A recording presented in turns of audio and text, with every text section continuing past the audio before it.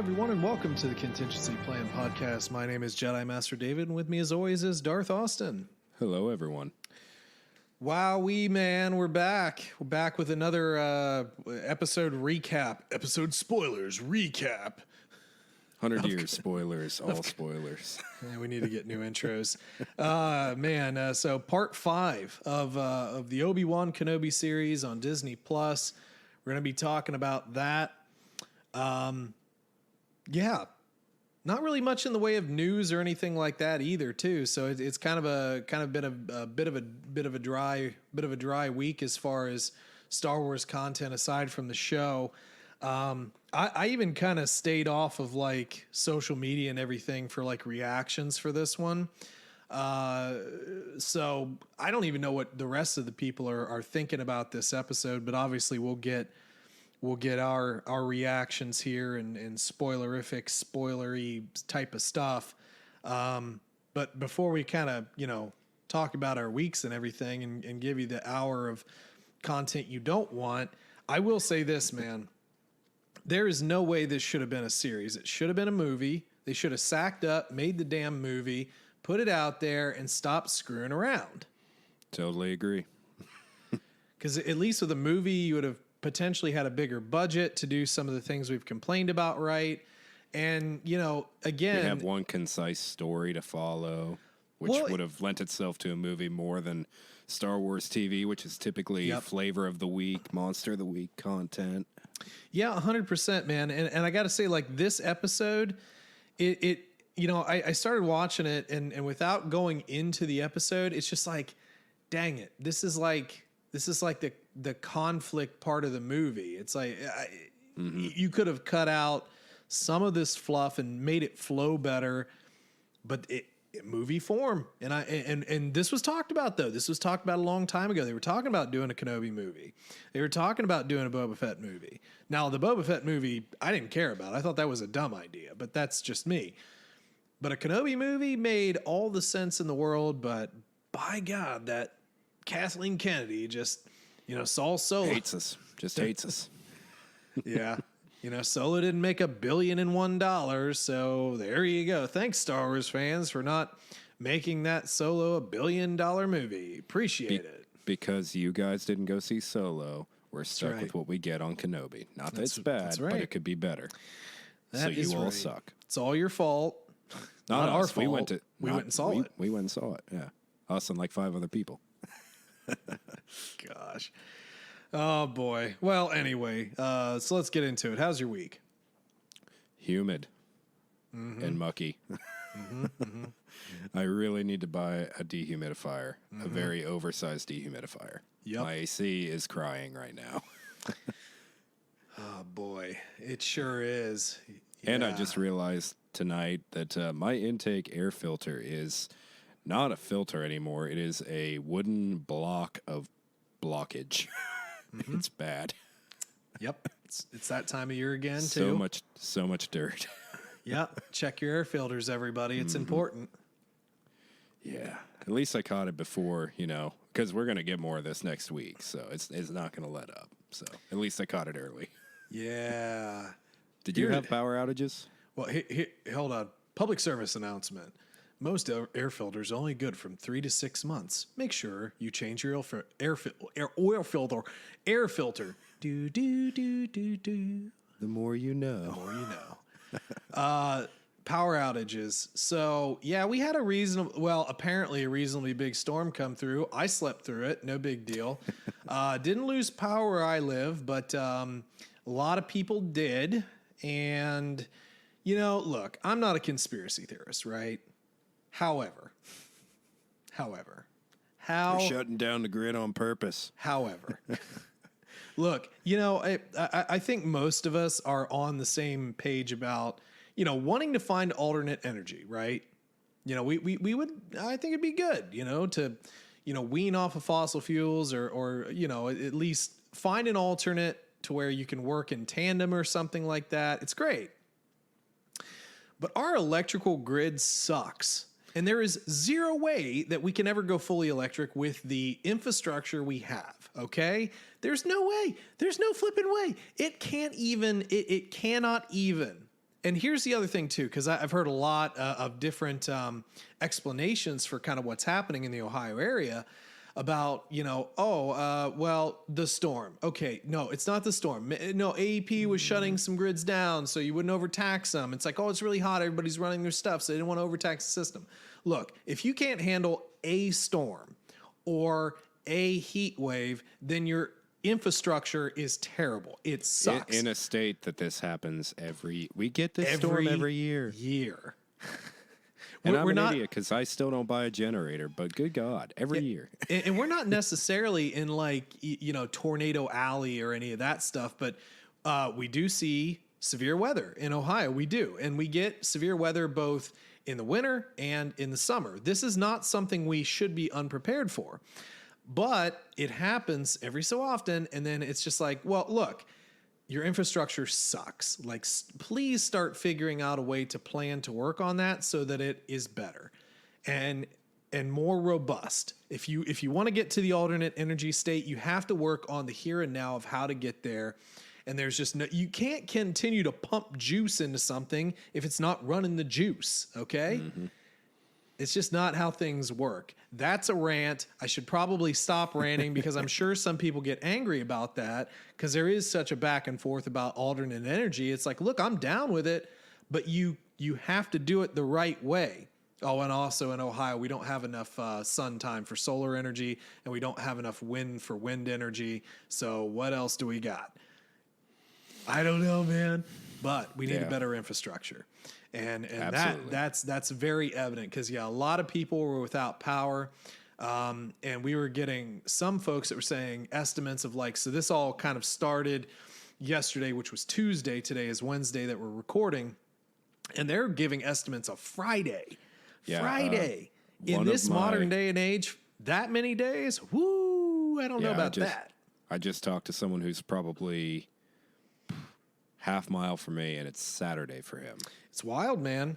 It's absolutely ridiculous. Wild. And I remember back in the day, probably would have been 2009, 2010. I don't remember what it was, but we got that really severe windstorm that they called a Category 1 hurricane. It was Oh, that was 2012. That was my first year working as a lifeguard. Oh, was it 12? Okay, maybe, okay. Middle of summer, extremely hot, and we were down for 9 days. We were down for 2 weeks, and where I lived, I was on the very last grid to get reactivated. It was absolutely a ridiculous time, but goes to show you that that is something fragile that can happen. Mm-hmm. And if you really want to make a difference and you really want to get alternate energy and stuff, you got to start working on the grid first. The grid is more important than what powers it because once you get the power, you have to have somewhere to put it. So that's just my working and engineering brain kicking on. And hey, I'm sure it is getting worked on and good job, I guess, AEP for doing some stuff. I don't want to get down on those guys or whatever.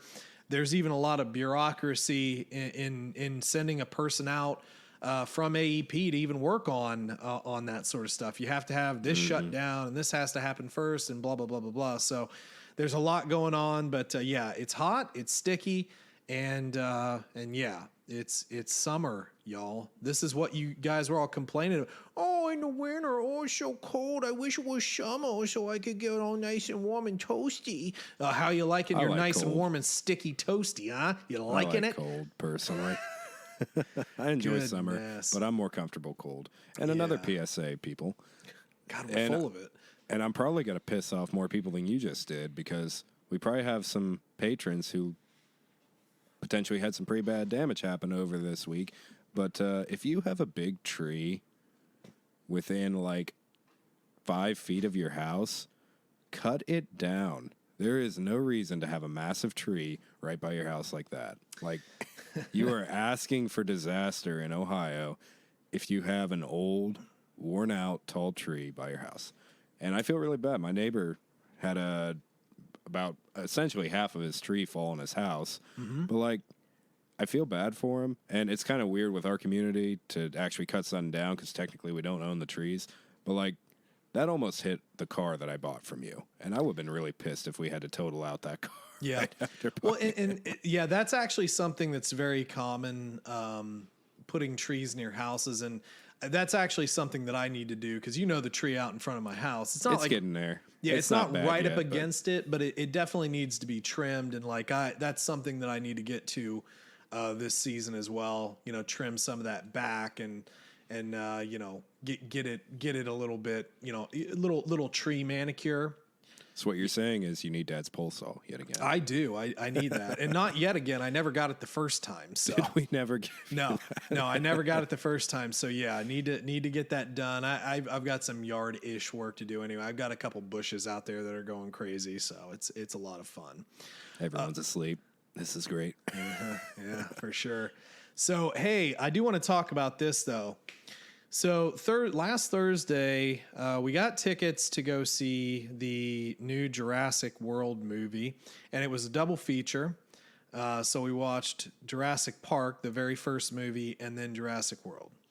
So I would say Jurassic Park still holds up. It is still a great movie. It holds you, and I remember that movie gave you nightmares because you watched it as a kid, and that Velociraptor scene in the very beginning. I remember that traumatizing you back then. That and the dude who gets eaten off the toilet by the T-Rex. Yep. That scared me so much. More than a horror movie we watched back then. Like Blade didn't freak me out. Underworld, all that stuff. I was good with that. Yeah. So Just that not movie, dinosaurs. I still think it holds up. I don't think that it's lost much, if anything. Boy, look, I haven't watched any of the Jurassic World movies. I don't really care to. I don't even think you have to, honestly. No, I don't need to at all. But this newest one sucked. Really? It was a terrible movie. Me and my girlfriend were there, and there was a point getting towards the end of the movie where I looked over at her and she wasn't happy. And then I was like, what's up? It's like, I wish this movie would end. And I was like, oh my God, I wish it would end. Do you want to leave? Let's leave. We almost did. Look, I don't know what they were thinking.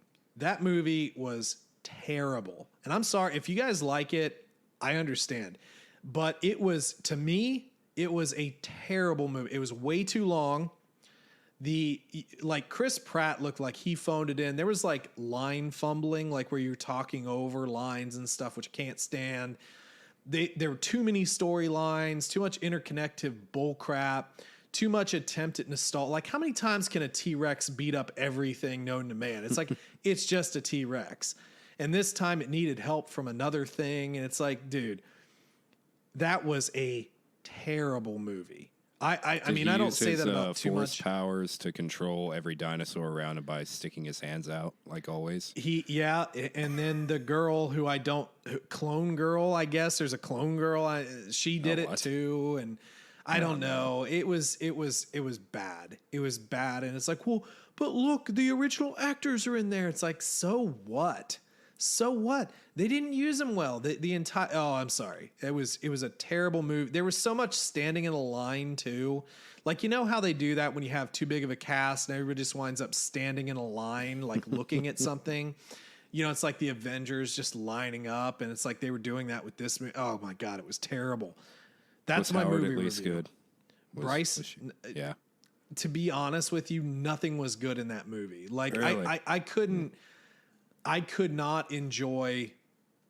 enjoy like darn near anything in that movie. There were a couple of characters that were okay. There was a guy, his character's name was Ramsey in there. Like, he wasn't bad.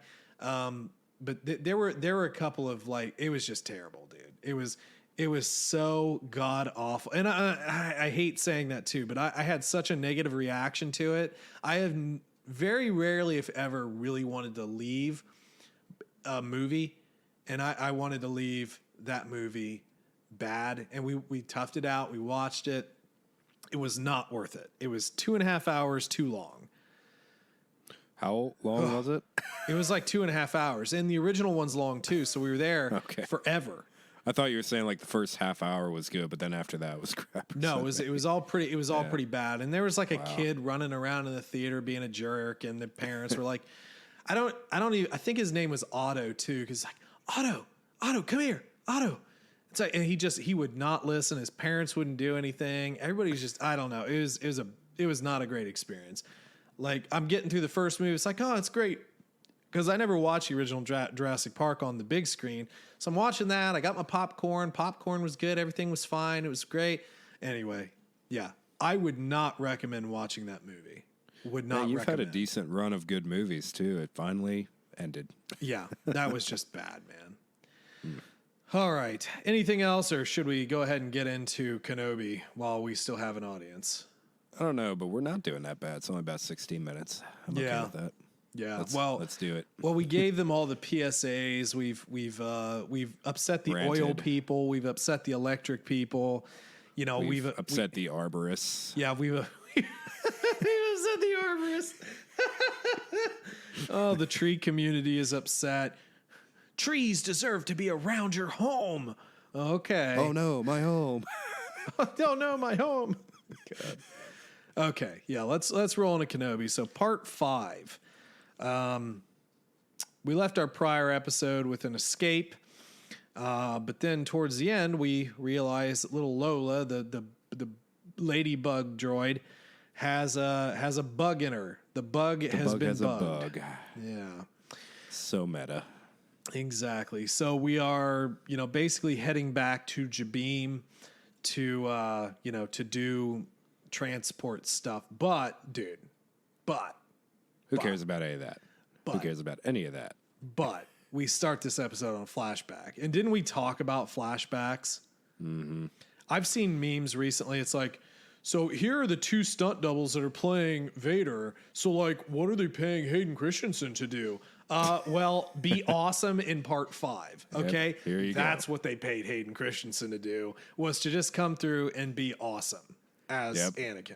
And I'll tell you what, this might not be like Revenge of the Sith levels of choreography, but they probably had a lot less time to plan this, and they are probably extremely rusty. So this was awesome. Yeah, couple and things. Actually, it was awkward to see old Hayden as a Padawan. Older Hayden, yeah. But at least we can still do that, unlike with Luke and Mark Hamill. Here's the thing. This is the after editing, the smoothing. This is what your producers and all the editors at the end are supposed to be doing. I cannot comprehend why they can't get this stuff right. You could de-age Hayden Christensen just a little bit. He doesn't look bad. No. But he clearly looks older. That's what happens when you get older. You lose some of the elasticity in your face muscles, man. Everything droops a little bit. This is what getting older looks like. And to do a disservice to a timeline here, that's what irritates me. And that's why if it were a movie with a bigger budget, maybe the editors would have done their flipping job. And, it really just kind of extenuates his older features when you have that stupid lightsaber that's too bright. I actually thought, I get that. I actually thought they looked a little better here because there was a little bit more texturing. However, one nitpick. When Obi-Wan draws his saber, it's basically just a flat disc with a hole in it. Mm-hmm. We all know what. Yeah, that was pretty bad. Yeah, there's normally like a little pluggy thing in there. It's like, please, like, what the Details. hell happened to the prop master here? Are you nuts? Yeah. Are you nuts? Nuts? At least with Hayden's, you just don't see it. You just don't angle it the wrong way. It's not that hard. Dude, even if you got junk, it's not that hard to stage a scene. This is the stuff that absolutely baffles me. Okay. All right. We get this, and this is not a whole bashing Kathleen, but we talked about that article. We talk about, the how that movie kind of showed you that you blah, blah, blah, fails and all this stuff and whatever. You see the scope of Mandalorian and how good that show was. And even Boba Fett, aside from the Vespa scene, which everybody doesn't like, and granted, I thought it was a little clunky, you see how, like, that was all smoothed out and it looked like a finished product. This does not look like a finished product. And I'm starting to look, I don't want to upset anyone, but I'm starting to wonder about Deborah Chow, who's our director. I'm starting to wonder about our editing team. It's like, look, last week we had that kind of clunky scene with the third sister and, still swinging when we had clearly changed perspective. Like, those are editing mistakes. Here, like, you as a director, you should be like detail oriented, right? Like, where is the detail orientedness here when you have this? It's a misaligned prop. Well, like if you and I can notice this in one watch through over an hour ago. Oh, I guarantee other people do. Like, how does the person getting paid big money to do this miss that? And it's not just Star Wars thing. It happens in a lot of movies. It's not like it's rare, but I expect a little bit more when it's already been established that we can make good content. And it just kind of, I like the diversity that Star Wars has always introduced in, like, having different producers, different writers, different everything, different prop departments, everything. But there has to be some consistency to it, because this is just kind of weird. Because, again, like, how is a movie from 2003, 4 outperforming this? It's almost 20 years later. Yeah, it's a TV show. Yeah, the budget's lower. But look at the technology jump. 2 decades of technology improvements, and we can't beat it. I complained about the shaky camera in what was that, the first episode. Complained about the Reva over swinging stuff. I'm going to complain about something a little later in this episode too that felt unrealistic. Like, it feels like at times maybe this isn't necessarily on Deborah Chow. Maybe because it almost feels like they were rushed and they didn't get enough like B footage or second shots or anything like that. Perhaps this time frame was just killed so much where they couldn't go back and do some reshoots or a couple takes of something to get it right. And they just kind of had to go with that. We'll do it in one, like a Clint Eastwood movie. Yeah. But like, there are little details that, look, I'm going to find because these are things that we've talked a lot about. I mean, we have a flipping podcast on the subject for God's sake. But again, like, this is very nitpicky, but that prop was not good enough. And the sabers I felt were better in this scene, but there's just smoothing that has to go on. And I got to say, like, the shot here in this little room is good. It's good looking. So like, the cinematography is not terrible, but there are things that just need to be better. Decent, yeah. So anyway, we only get a little bit of this. We get the first blade clash, and then we go back to Vader. And also, just getting all the negative out of the way now, there were some audio fluctuations the first, like, 15 minutes of this episode that were just plain annoying for me. Like, I don't like having to adjust my volume up and down 5 to 6 times in one scene. It completely takes me out of the immersion of the moment, but it's like just annoying otherwise. Well, that's what I was talking when we had that bar scene. What was that? Episode 2, maybe. Yeah. There are some weird edits with the sound. Like, in that one, I think they had background sound and it kept dropping when the vocals came through. And pretty sure that they dubbed over the Grand Inquisitor. I'm pretty sure they had to dub over those lines. I think we said that at the time. So yeah, the fluctuations are. I didn't notice it super much in this one. So if you caught that, then there you go. Maybe my soundbar settings were on the wrong setting. Maybe I was on dialogue, and that was the problem. I don't know. It's possible. Yeah. But anyway, to move on our storyline here, our third sister is now the Grand Inquisitor. She gets her little pin. And we've broken Star Wars, right, everybody? We've There's broken. No way to fix it. No way to fix it whatsoever. Potentially be really well done. Well, anyway, so we go to the next scene. This is the fluctuating volume scene, by the way, for me. So Vader is on his way with his ship, and we come back to Jabim, hey, we saved the girl. Everybody's like, oh, sweet. This is all pretty cool. Hey, droid guy, you're looking pretty good over here. And then we get our shoot, what was his name? Our fake Jedi. Yeah, good question. I should have pulled up a cast list. I normally do that. But let's get this up. Let's get this up here. Where is it? Why, man? You're not typing any faster than me. I found it. Dang it. I'm just trying to think how to pronounce his name. Well, just the name of the character. Haji Character's Estri. name in Haji. Yeah. Haja. Yeah, Haja, something like that. But anyway, so Estri here is a fake Jedi. He's back. And we talked about him being back because he's set for a number of episodes on IMDb. Good to see him. I think we both like that character. Yeah, and I'm liking the progression, even though it's in very little tiny scenes throughout this episode. Mm-hmm. But in this hangar, we do see a lot of families. These were all like the families that he had kind of worked on getting out. And that's all pretty cool.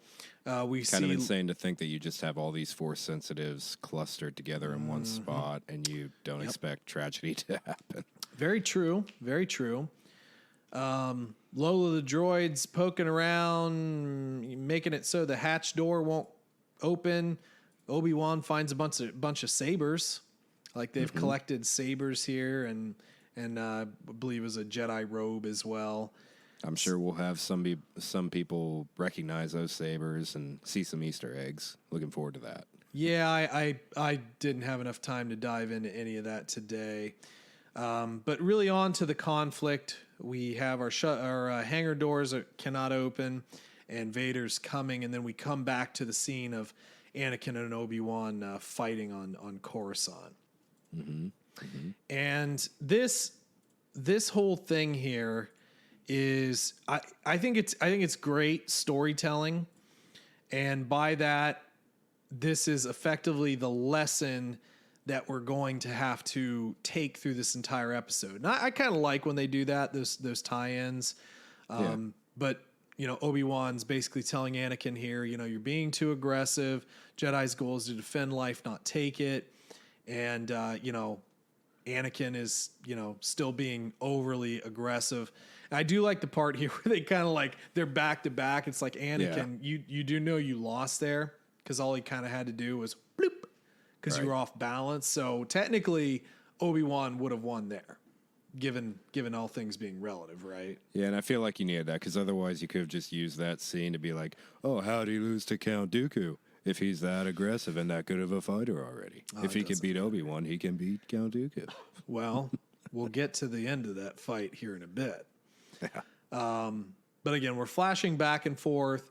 We have Vader sending down a couple of troop ships with some heavy guns to, effectively drive Kenobi out. Our people here are locking down the base, and kind of a cool scene where Obi-Wan takes control, kind of becomes General Kenobi again for a moment. Kind of like a good version of Last Jedi, Final Stand. Like a better version of it. Wait a minute. What? Yeah, like way better version of like, it. What? What are you Plus talking about? These like little mini, essentially AA guns are freaking awesome, by the way. Pretty sure it's the first time we've seen it, but... Yeah, but no, doesn't seem familiar at all. We've never seen this happen. No. Door cracking and troops at the ready. If only Obi-Wan could project himself out now. Oh my God. There was a part there a little later when he kind of has this ceasefire and he's talking to Reva and I almost was like, oh my God, is he gonna like project himself outside or something like that? Just go full Last Jedi.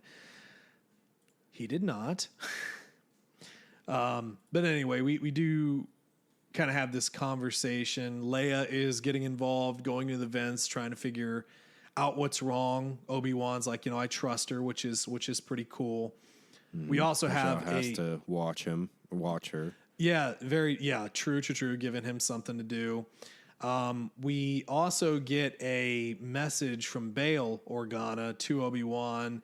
Your silence is kind of troubling, and he's going to go to Tatooine effectively to make sure that, Luke is okay. So Which is probably not necessarily the best idea. Like, way to be very conspicuous, but hey, that is cool. He's willing to do that. Well, I mean, Bail Organa has always been just a genuinely good guy. Mm-hmm. Like, this is somebody who progressively, even if he's had to work in the shadows, has always tried to do what's best. Now, he even admits, like, when he first comes to Obi-Wan in there, we've all made mistakes. And he did, too. He made mistakes. Everybody made mistakes. Sure. And, but he always tried to fight. And he basically dang near single-handedly created the rebellion. I mean, it wasn't just him, but he was responsible for really the rebellion getting off the ground. Mm-hmm. So, not to mention just his dynamic with both Padme and Leia is awesome in its own right. So mm-hmm. Now, before we get the first confrontation, we do have Tala kind of telling a little bit of her story. She's not had a great past. Did she turn over a couple families? What was that? I mean, I know it was like there were 16 people that they captured and they ended up executing on the spot, and she couldn't stop it or save any of them. Which, bearing your soul like that in the middle of a conflict like this totally sets you up for survival. Oh, 100%. Yeah, everybody believed she was going to live. I mean, she totally did. Until we get to the part. But yeah, there's always some of that. I did kind of stop and think for just a second. It's like, oh my God, you're getting ready to face down the Empire. Can you not do this? But nah, it's like, it's okay. It's like they're telling the story as they're putting on the red shirt. Yeah, exactly. Oh man. But then we have sort of a ceasefire. Obi-Wan talks with Reva here, and I think this is interesting because we get her backstory, and she was indeed that youngling. She did see Anakin in the temple, and she was stabbed by Anakin. She survived, but she shouldn't have. Right. She was attacked. She was stabbed with a lightsaber. She was able to survive. She watched her friends die, and she also kind of was like, where were you? Why didn't you save us? It's like, this is kind of what I was waiting for from this character, and really from this actor too, because I don't think she's a bad actor, but I was just waiting for something to connect to. And it's like, you almost saw that. Well, you completely saw the veil drop and almost the kid come back out and be like, why didn't you help us, Obi-Wan? He killed the only family I knew. Why? He was your Padawan. Why didn't you help us? And it gets to that very base feeling that we all kind of hold when we're hurt. And it's very childlike. It's always very childlike. Well, it's like Anakin when he's breaking down, turning to the dark side, essentially. Yeah. But I really did like this part. I thought it was great. I thought this was a great arc for her. And her range of acting was really expounded upon on this in a way that hasn't been before. And I really would just love to hear anyone complain about her in the same stupid way now, because there is no excuse at this point. You're just bandwagoning on to something you know nothing about if you do it. But I do believe you cannot like her as an actress, but I thought she did very well in this. I don't even think that's relevant. But I mean, I believe that if this were a movie, this character arc would have made more sense to people, and you wouldn't have got the complaining. You wouldn't have got, well, I mean, look, you're probably still going to get some racist stuff because people are idiots, and whatever. Instagram, I think, is where that happened, is a garbage pit. It's literally the same garbage pit that Twitter can be, that Facebook can be. I mean, they all can be garbage, and especially if you're have a bigger name or you're a part of a big project. But I think if they would have just straight through this, and you would have seen her arc a bit better as opposed to week, I think things would have been a lot different. I think the initial reaction would have been different. Absolutely. And this reveal kind of just shows why she, one, was hated by the other Inquisitors, why she was so aggressive towards the other Inquisitors, couldn't get along with anybody, always had that sense of fear whenever Vader walked into the room. This completely clears it all up. I think we had actually kind of thrown this out as a theory in one of our discussions, like maybe in episode 3. I'm not sure, but yeah, I like this reveal that she's essentially hunting Vader. Same. Yeah, just like the comic, target Vader. Yeah. Everybody's targeting Vader. But yeah, very traumatic. She hid it in the bodies, basically played dead, and don't really say how she was able to escape, but she obviously did, and went through the ranks and really played the long game. And she doesn't want Obi-Wan's help, slices the door, slices through one of the protective bolts, and almost stabs him in the belly. That's true. And is able to break in. Obi-Wan does shove her back a good ways, but this is, my friend, my brother. This is where I start to get a little bit skeptical, because... You mean like why they weren't all just mowed down instantly? Yes. By that amount of blaster fire from about 40 troopers? In a confined space, and no cover. Them ever advancing. And I thought it felt very unrealistic, and I felt like they tried to fight too close. And at that point, the perspective really did not do well for me. More people should have instantly died at this point, and they should have retreated much sooner. Yeah, and we have some moments like, we have some shots that are way too long here, where they should have just jumped from deflecting to shooting to deflecting to shooting. But like, no, it's like, oh, I'm going to take a second to like kick my foot up. Yep.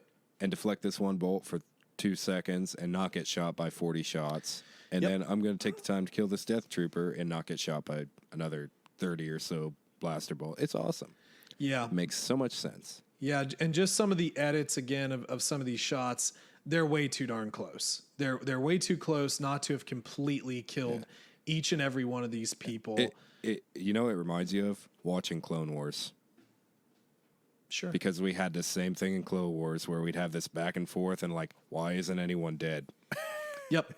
Like they just go through the weirdest scenes, surviving impossible odds. Yep. 100% was not overly happy about that. It just seemed a little too unrealistic. We did obviously have some deaths, like people did die. Troopers died. Our rebel people here did get shot. Talig takes a shot to the abdomen, and our robot gets kind of messed up. What's that? Our droid kind of gets messed up here. Yep, loader droid. He takes several shots. Now, the only thing about this is I don't know about this whole like she really cares about this droid like a lot. Everybody cares about their droid, even when they can't talk. Yeah. You get a nice backward thrust through the abdomen stab from Obi-Wan. That was pretty awesome. Oh, and like the lightsaber just can't instantly go through their armor? Of course it can. That's why that rebound shot off last episode was, strike was kind of weird. But yeah, the droid thing, like giving a droid a death hug, I don't know, man. I mean, it's fine. It was like, I don't know. I would just like to think she only did it to save Obi-Wan. That didn't have to do with the droid. Well, then she also totally used it as cover too. So yeah, it's like, oh no, I love you. Hey, could you move slightly to the left before you shut down? Yeah, it's hard for me to move. You move.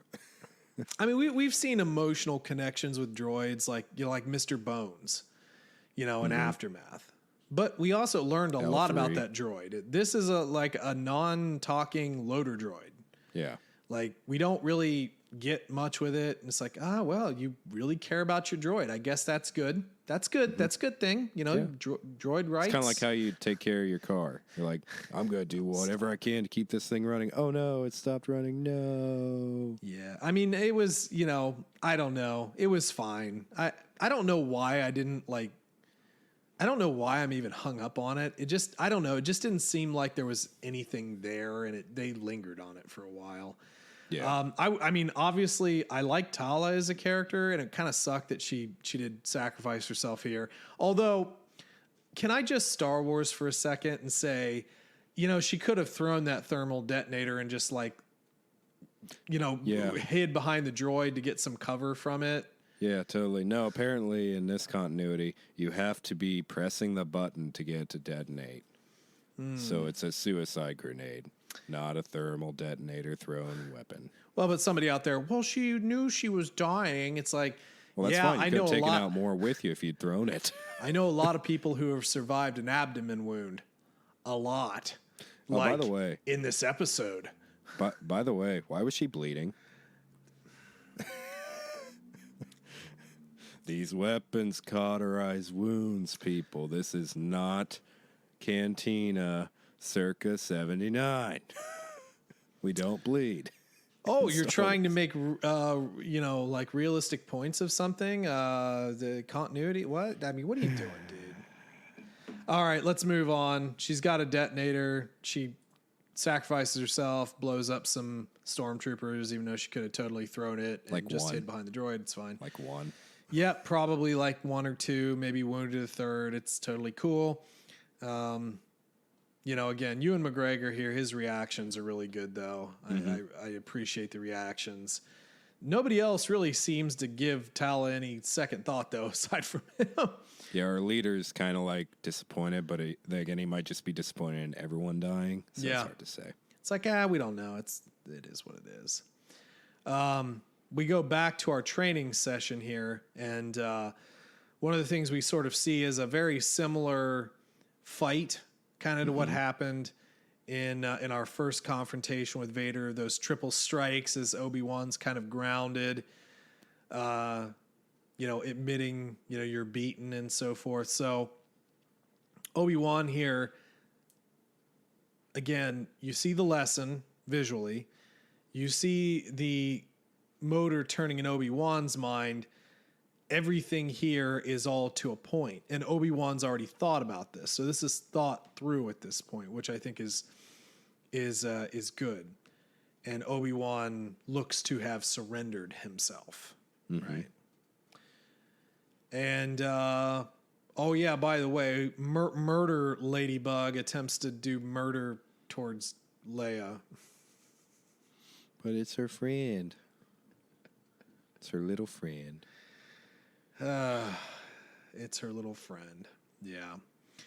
Well, part of Obi-Wan's plan here is to effectively give Reva her shot. Mm-hmm. Her shot at Vader.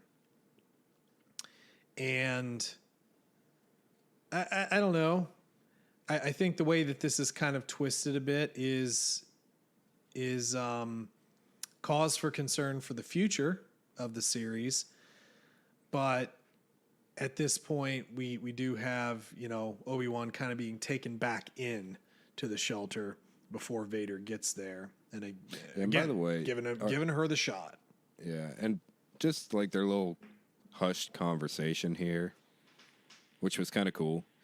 But like, I just wanted one of the stormtroopers to look over and be like, we can hear you, right? Mm-hmm. Yep. We totally know you're conspiring against Vader. Yeah, exactly. Like, even to the point where I thought she was contemplating having to kill all these stormtroopers and blame it on Kenobi or That's something. Right. And again, we're batting back and forth between perspectives. We go back to Anakin disarming Kenobi, and it was kind of fun to see his little cocky Anakin smile again. Mm-hmm. I'm sure there are a few people that really enjoyed that.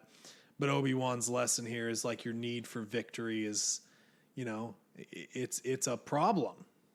It's definitely a problem. Then we have Vader coming down. He's coming down to finally confront Obi-Wan Satiate again. his need for victory. That's right. But what we know is that Obi-Wan can now use a blaster, sort of, and he That's right. kills his guards. Becoming kind of civilized. It's sort of civilized. And then we got the classic new Obi-Wan sprint. Brisk jog. That's right. Yeah. Brisk jog. Leia's able to fix her droid and fix the landing bay door problem. Obi-Wan Do we just turn this droid into a Sith droid? A little bit. Is that like what Reva did? A little bit. Just, little reprogrammy stuff. Yeah. So now we're getting on the shuttle, getting on out of here. And then we see something that is pretty sweet. But also I don't like it. Why? Oh, we'll get to it. But yes, we have an amazing display of horror movie Vader here, which is just awesome. Yeah, Vader is able to stop and land a transport. Right. in a much more jerky way than in in the movie. It just literally stops. It doesn't like slowly lurch forward and stop. It's just instantly suspended. Yeah, I mean, there's a little herky-jerkiness. It's not crazy, but it is a little bit there. And he's able to ground it and just effectively rip it apart. But psych, wrong transport. You can't stop too. We got you, Vader. See, that's the thing. It's like it's the fire scene all over again. It's like, well, why didn't you just do it again? Yep. Like that's the only thing I don't like. Yeah, I mean, they're clearly trying to pan out Vader as OP here, and he is. Oh, yeah. We obviously got this in his wheelhouse to be able to do it. Oh yeah, for sure. And we obviously had the Rey thing in Rise of Skywalker, where she stops the shuttle and her and Ben are fighting over it, and she lets out Sith lightning, because that's just an ability that you just automatically do without feeling it or knowing or learning about it. It's cool. It was light side lightning. Light side lightning. Look at you making up things. You should work for Disney. No, it's a thing. Plo Koon had it. It was like Force Judgment or something. It was yellow lightning. Force Judgment. Okay. It's actually a thing. Google it. No, I'm just messing around. But and to be honest, I don't have a problem with the Rey stuff. I actually kind of like that scene. It was kind of neat. But Vader here, it is a level of OP. It's very neat to see. But yeah, you do the old shuffle. Oh, the nut. What is the nut under which cup type of deal? And he grabbed the wrong cup. Misdirection. Mm-hmm. And then we go back to the training session where Obi-Wan, disarmed, still fighting Anakin, gives him the old elbow to the back. Get over here, lightsaber. Yeah, takes his lightsaber.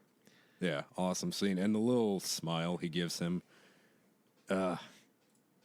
It's tragic, really, because like Ewan does so well at portraying Obi-Wan's actual affection towards his student and brother. Yeah. Like it just adds to the tragedy so much. And this kind of outlines a little bit. So like in episode 2 where Anakin says, in a lot of ways I'm beyond him, Obi-Wan. But the fact is that there were still a lot of lessons that Obi-Wan can teach Anakin.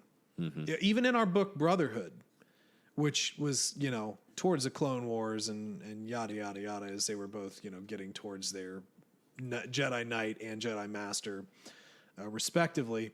But I do think that the lesson is heartbreaking. It's heartbreaking to see that, and then obviously to flash to this present where his need for victory, clearly he still is never over that. And it enforces a lot of the... Okay, so a lot of people were very upset when Obi-Wan was effectively not able to hold up much of a fight against Vader, right?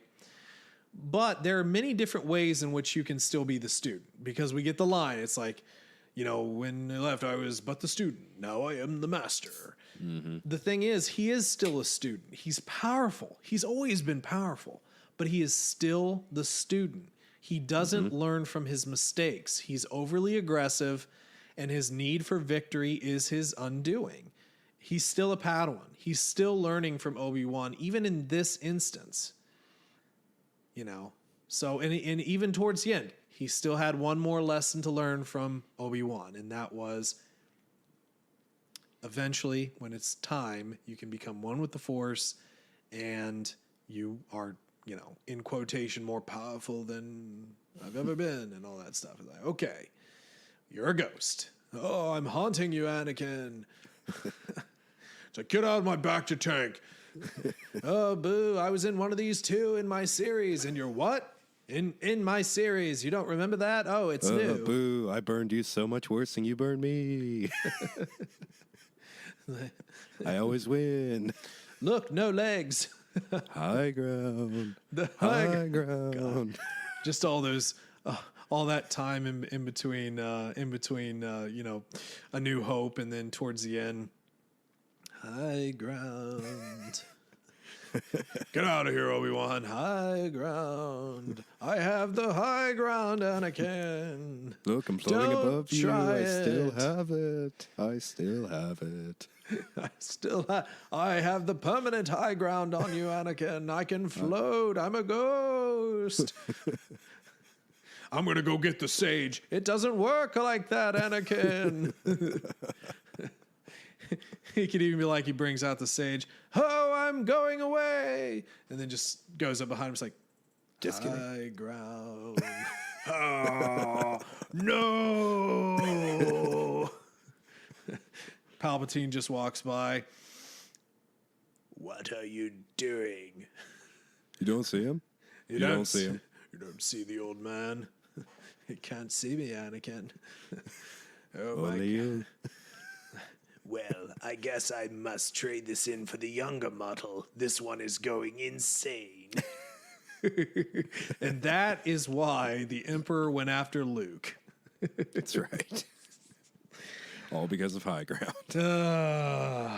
Anyway, it is tragic to see, you know, to see the flashback and everything. And I love that they were able to do it. I love that at this point we were able to get Hayden back in for this and have him and Obi-Wan, even though it wasn't smoothed out enough, just have this happen. And you almost think when we're doing this sort of, you know, just front vision of Vader, maybe that's kind of what he's thinking about a little bit. You know, that would be kind of neat. Yeah, it would be. But lurking behind him. Then we get the stupid. Look. What are you talking about? What I understand this scene is set up to make Vader look even more horrific and BA and OP. But why didn't you just walk up slowly behind him, put the saber to his back, and turn it on? Why did you have to announce your attack? And granted, he already knew. But come on, like, at least try. At least try. Yeah, he knew the whole time, and we learned that. I actually kind of enjoyed this. I enjoyed it a lot, actually. At first, we get, you know, Vader, not even drawing his lightsaber.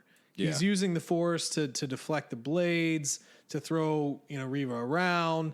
We get a this really good comment. He was wise to use you against me. Yeah. It kind of brings it up. It's like, well, did he? Did he just screw her over? Well, and that's the dissension as well that I think will be interesting as we go along. But yeah, also a fun way to stop an Inquisitor's blade. I mean, we've had a few ways to defeat it, you know, slashing through the handguard, but in this case, I'm just gonna stop the spinning. Yeah, it's not that difficult when you think about it. Doesn't need a Sith Lord to do it. I thought it was kind of fun. And then the eventually more you focus on the Inquisitor blade, the more it makes very little sense, and it's just stupid. I don't like these weapons. They are a little cartoony, but they were also made in a cartoon. Yeah. They did adapt it very well. Yeah. I mean, it does look cool. I'll give them that much. But then you like start to think about it's like, but how does the emitter actually like continue to work while it's rotating? I don't know. Okay, flipping Star Wars theory over here, just trying to break it all down, like all the emitters and the crystals and how does it keep a constant stream. I'm not making fun of Star Wars theory, by the way. I was just using them as an example. But I do like how Vader gives her a chance, throws her half of it. It's taunting. Obviously, she knows she's screwed at this point, but she kind of has some interesting choreography just crawling around him, and he's just swatting at her like a bug, which I thought was kind of neat. Yeah. Stopping the one from, you're gonna hurt my foot. I already had that happen. And we kind of had a cool deflection from Reva, just knocking his saber away. Obviously, it didn't matter, but it was kind of neat. Yeah, I kind of think the this saber scene, throw, those are fun. Those are always fun to see. Yeah. Very rarely seen when you think about it, compared to the video games where it's the spam attack. Oh my god. Yeah, super spam attack. Yeah. Saber throw, saber throw, saber throw. Distance. Do you realize how much of the movies would have just been solved by a saber throw? True enough. But I do think one thing that would have been kind of cool as a homage to Revenge of the Sith is if she just screamed, "I hate you," or something of that nature in her rage. No. Not in a cheesy way, but I know. No. But it is cool that he recognizes her as that Padawan from all those years ago, and he ends up not killing her in the exact same way that he did before. Yeah, and it was all effectively set up. He was using her anger to potentially, fuel. He turned her into something she didn't want to be, and she fell for it. Exactly. That's the sad part about when you engage in the dark side. This is what happens. You wind up a fool. No matter who you are, you eventually always wind up like a fool. Yeah, for her to think that the only way to take Vader down is to fight dirty like him, and then to be so ignorant to think that you could out dark side Vader. Yeah, exactly. She doesn't have nearly the hatred in her heart that Vader has harbored his entire life. She doesn't understand the depths of his rage. 100%, man. And for her to think that she could beat him that way is just ridiculous. It's like if Luke tried to be a dark side user to defeat his father. He would tank. Yep. 100%, dude. 100%. So, and we get our answer for, our continuity break. Oh, they brought in a new Inquisitor. He's the same decanonization. guy. He's totally not the same guy that they killed in the other episodes. Totally new, right? Even though he's making references. And clearly, I love how Vader just lets him taunt her. They planned this all along together. Yeah, and I mean, the fact is that Vader sometimes does sit back and just let people do things. It's kind of funny. Yeah, Tarkin, 100% Tarkin. Yeah. He doesn't necessarily stand in the way of people's little spiteful stuff. Mm-hmm. But yeah, the Grand Inquisitor is alive and well. Got his pin back. Mm-hmm. And Reva is clearly going to survive this. Well, yes, she will survive this, 100%. Yeah. She finds the message that Bail sent. So this is the interesting part. Is she so angry at Obi-Wan where effectively she's becoming Darth Maul? So he's going to have another Darth Maul show up, and he's going to have to it's how many bodies have you stacked on Tatooine, Obi-Wan? Right.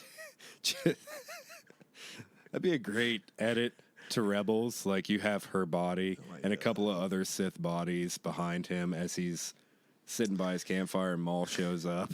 See, Obi-Wan is actually a desert serial killer. He collects trophies now. He's Maul just shows up. It's you don't understand.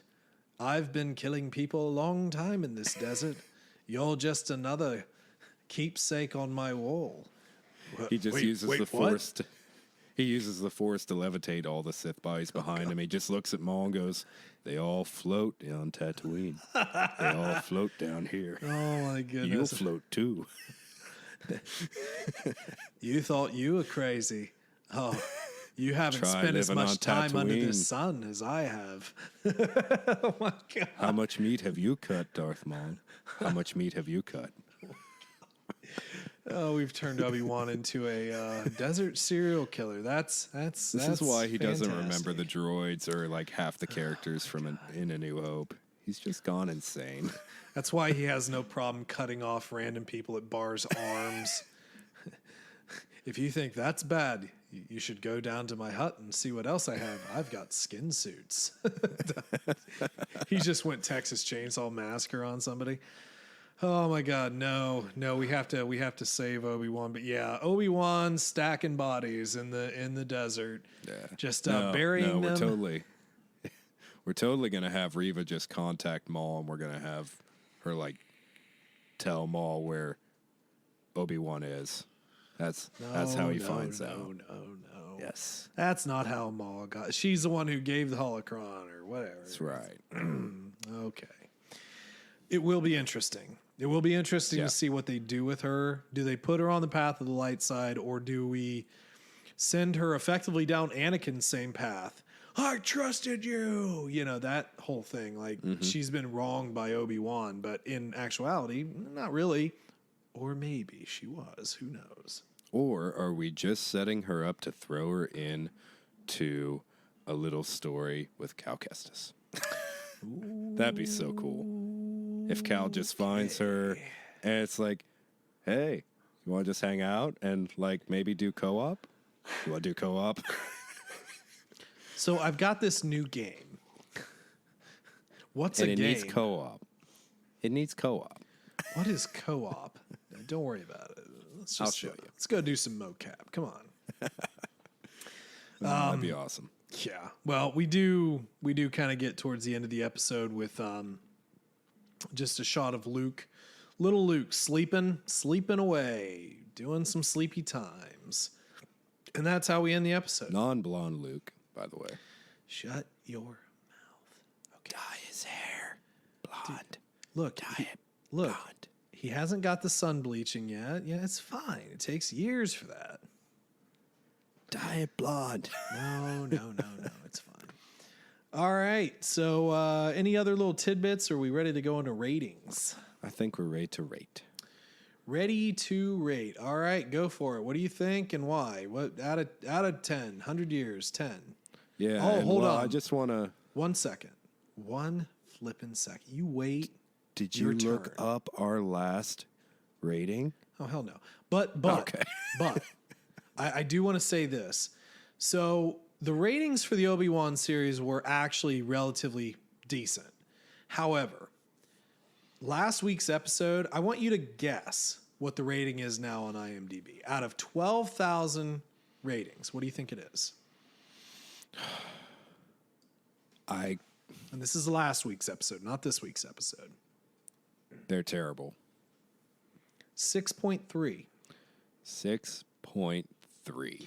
But we love Boba Fett. And let me also say this. There is not an episode, a prior episode, that is rated above an 8.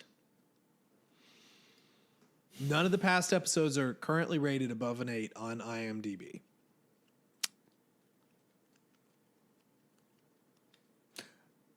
Star Wars fans, I hate all of you. I'm kidding. Why though? See, this is the thing. As we were reviewing them, the ratings were right around 8s for pretty much everything. Last week, I don't remember what it was for last week. I feel like it might have been 7s. I don't even think we rated it. Did we rate last week's particularly high? It was in the 8s. Okay, it was in the 8s? It was like 8.2 and 8.3.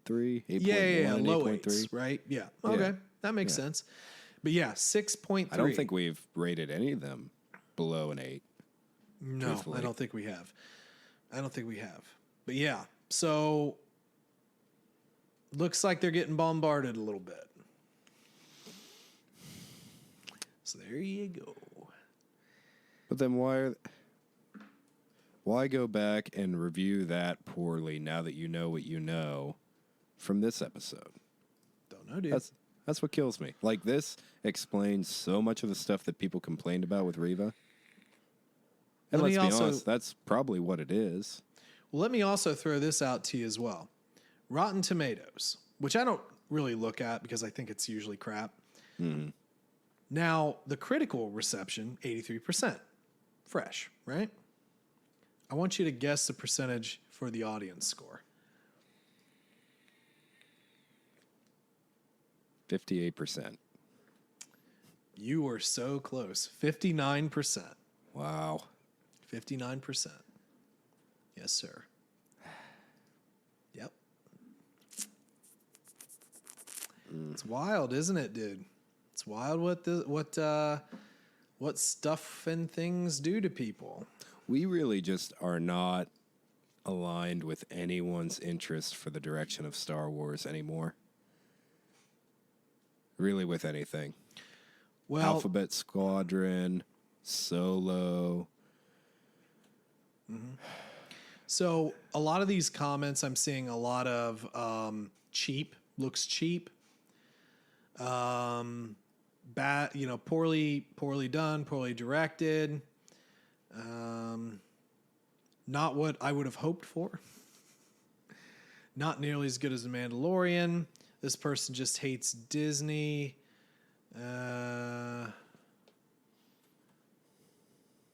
Don't listen to the 50-year-old bitter fans. Okay, that's interesting.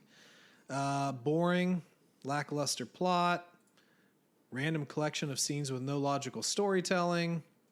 Okay. Okay, here's finally one about the strong woman, literally in apostrophes, strong woman. So, they don't like the strong women, I guess. Expectations are let down. No, Reva.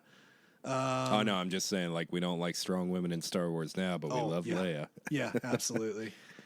Destroyed Obi-Wan's character. Here's what I get from a lot of this. People wanted Obi-Wan to be OP.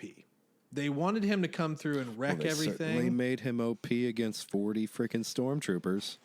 Look, again, like, I feel the need to say this. He hasn't used the Force in effectively 10 years, or very minimally used the Force. He's attempted to commune with Qui-Gon, but he doesn't seem to have been successful.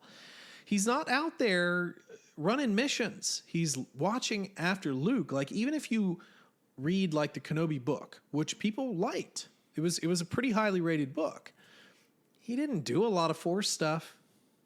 He just, helped defend a store once and did some store stuff and brought down a crime ring, kind of. But he even hid his Force ability in that. He didn't openly show it. What gets me is, like, everyone complained about two things. One, the age gap between Guinness and McGregor. Everyone complained about that since the beginning of the prequels. Heard it my entire life. Complained about the lightsaber battle between Vader and old Ben on the Death Star. Complained about it, heard about it my entire life. We finally get the stopgap for that starts to bridge said gap and explain why he goes from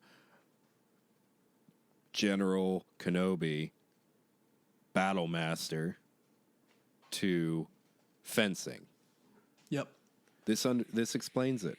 This and a few other books and some other source material explains that in a way that, and let's be honest, it was something that was odd, but like it was bound to happen.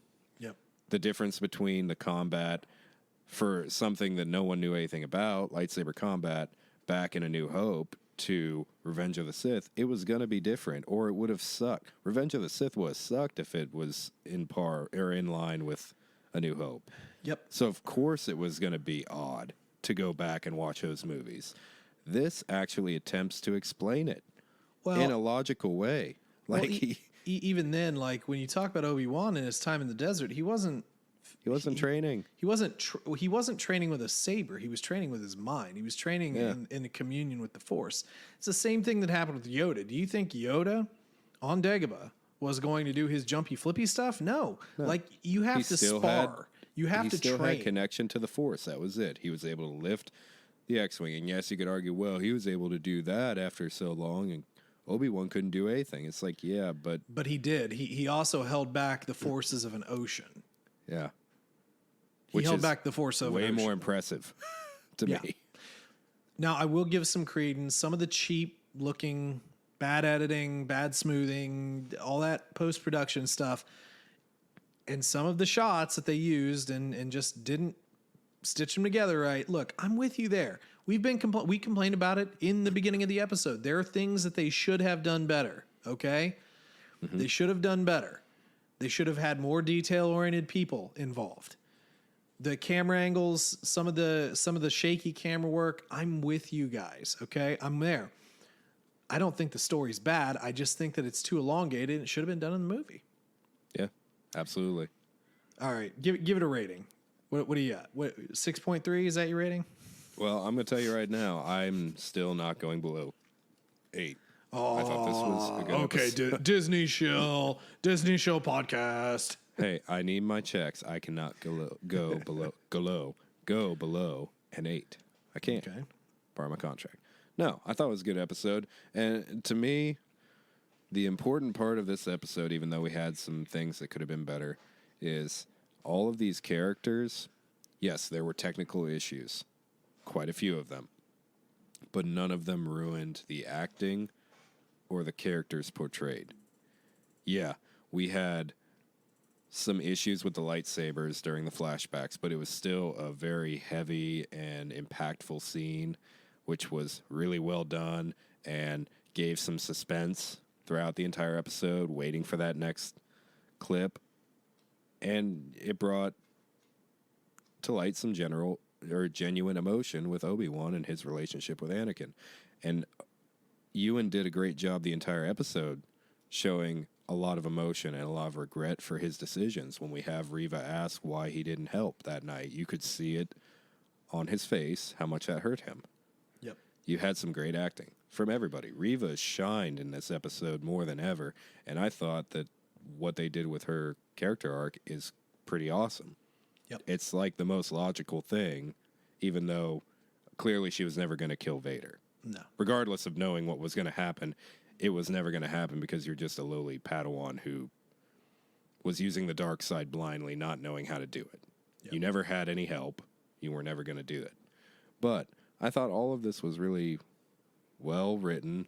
I thought there was very few plot holes, although I do kind of question Obi-Wan potentially leaving her to fend for herself. You know, that's something to maybe discuss after we see what happens next episode. Mm-hmm. But we have some good setups for continued storytelling.